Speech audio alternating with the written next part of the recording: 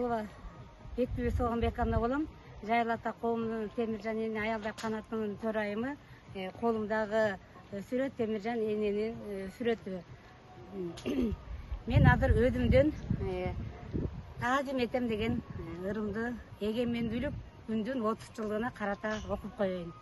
Келип калсаң Кара Балта шаарына, музей турат 9 жолдун тоомунда.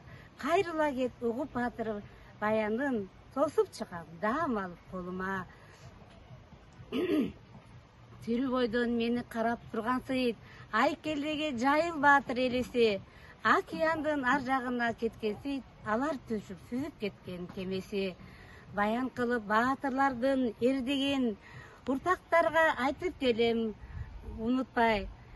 Тезерки эрдин ишин аткарган, таазим этем Темиржандай апага. Тезерки элестерге арбалып, айткандарын жүргөн сүймүн аткарып. Жалгыз эмес Жайыл баатыр жанымда, жашап келем, иштеп келем мен музейди башкарып. Кандай болуптур?